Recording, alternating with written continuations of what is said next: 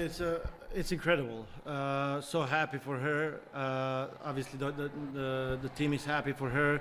We're happy also for the team because she makes a great impact in every game, and we're just hoping that she continues doing that because we have big games ahead of us. We have the final cup final next weekend, and we have the playoffs. I do believe that she can get better in pretty much in a little bit of everything.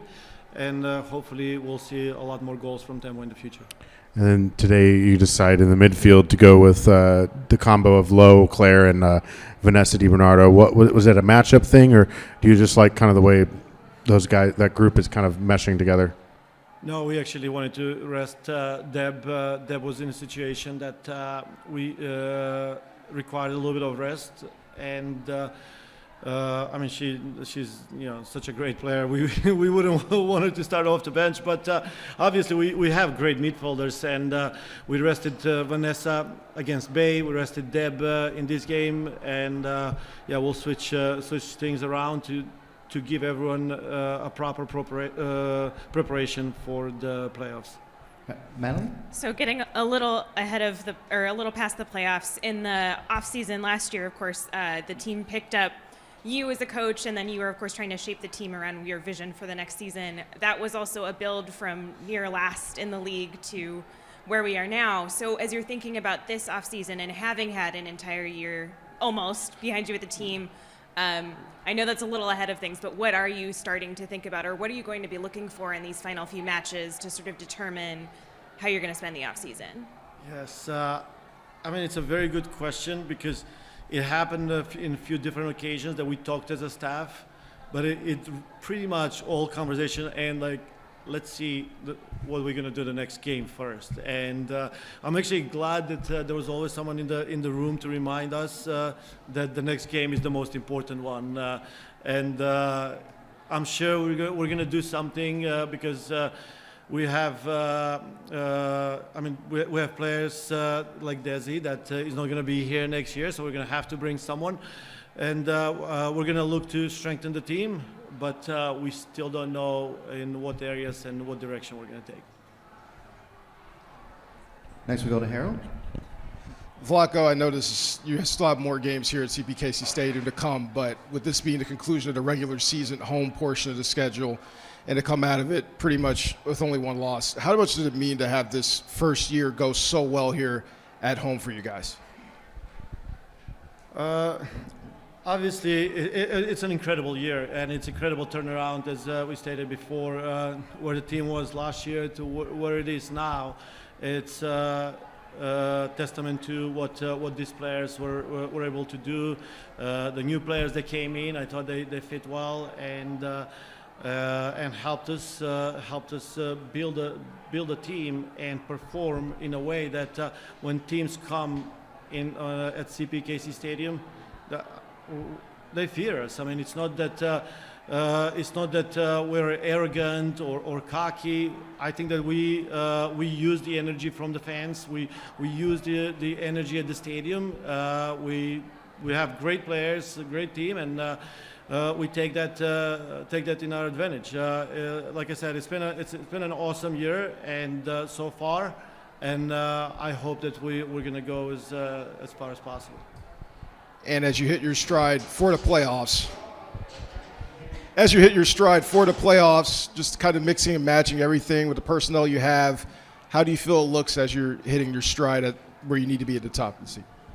Yeah, I think that we're picking in the right time. I think that we played incredible soccer towards the end of the season.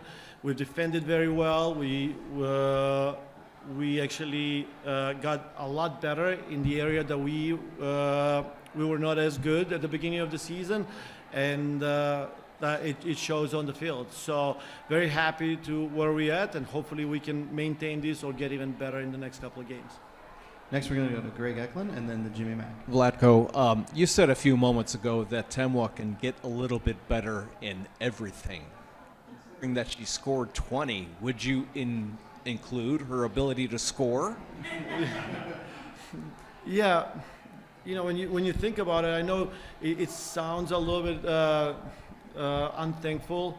It sounds like I'm pushing it a little bit, but that's the coach in me. That's our staff. That's the approach that we have every day when we come in the facility. We ask the players to get better. We ask them to be 1% better every time, and in different areas, and that is not going to stop.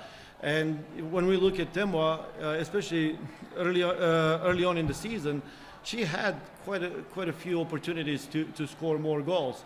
Now, yes, we're happy for 20 goals, and I'll take 20 every season. But if we can get 21, I would be even happier. Jimmy? Coach, you mentioned briefly Desi, and obviously her last regular season home game here. You talked a little bit about her in the video that was played, but thinking back to the FCKC days and then now where we are with this league in the stadium, just what has she meant to you as a coach, and then what has she meant to not just this club but the league in general? Yeah, obviously Desi and I go way back 2013, first year of the league.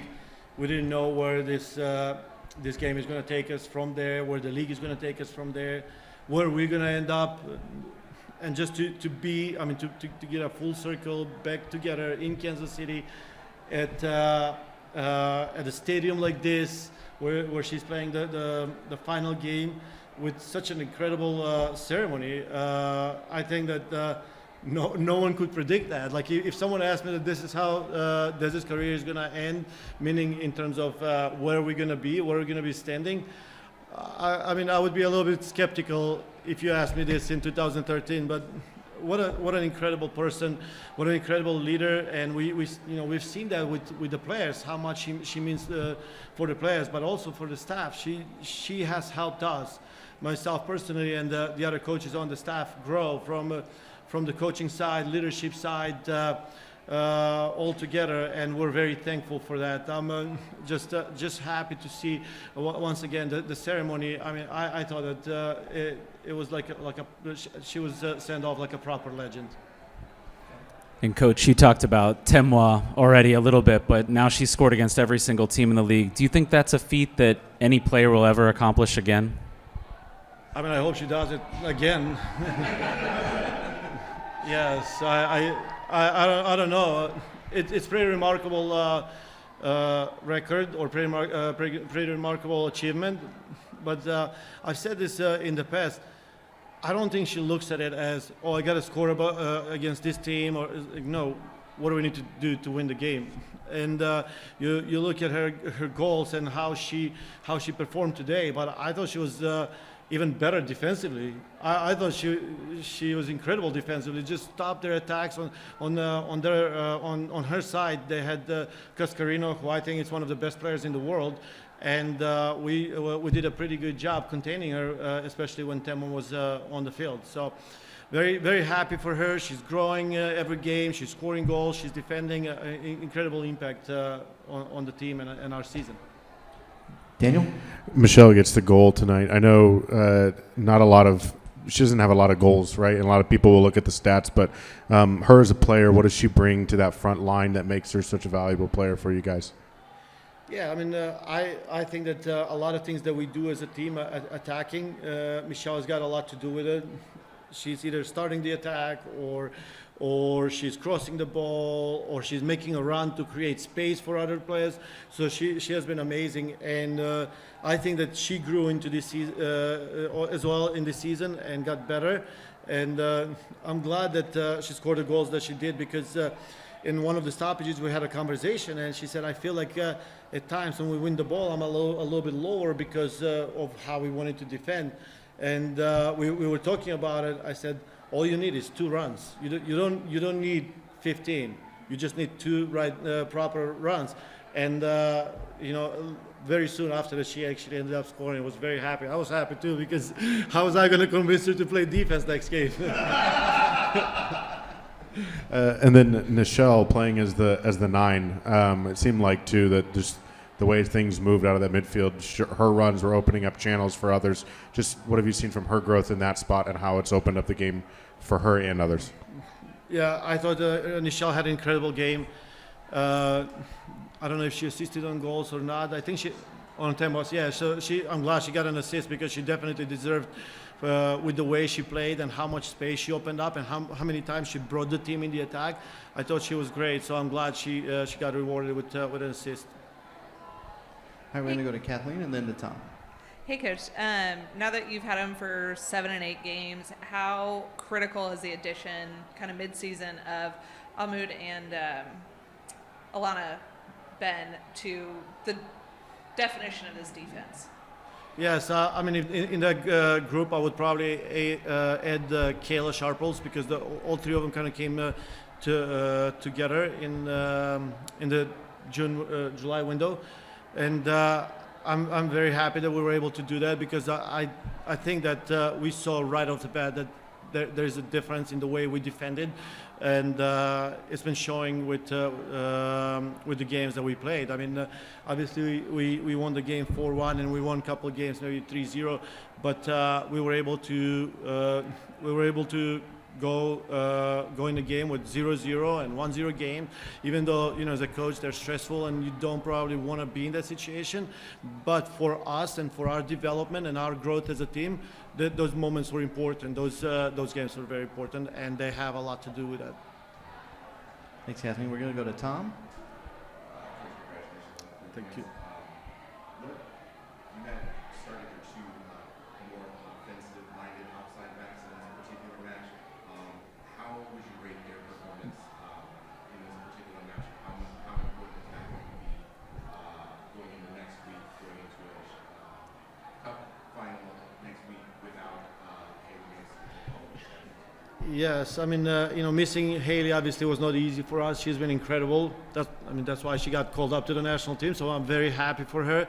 But I think that her getting suspended was blessing in disguise for us because we could play outside backs, different outside backs than Haley, and prepare them and see how the team is going to look going forward, or at least in the next game. I thought they played very good. They were very synchronized. We kept Ellie just slightly more defensive for a reason, and we used Easy a little bit different. That would probably change in the next game, or actually I wouldn't say probably, but there is a chance that will change in the next game, or we're going to flip the attack and the other side. But very happy with both of them, and I thought that they both did well on both sides of the ball. All right, we're going to come back to Madeline. So players in the league have a lot more agency now in terms of choosing where they want to play under the new CBA. So aside from, of course, the stadium, the practice facility, the tremendous record, what do you want? What will you tell players who might be interested in playing for Kansas City, or what are you looking for in players in terms of, mindset and the way that they play with other people? Yeah, so I do talk a lot about our team and what we do as a team on the field, but our GM Caitlin does an incredible job of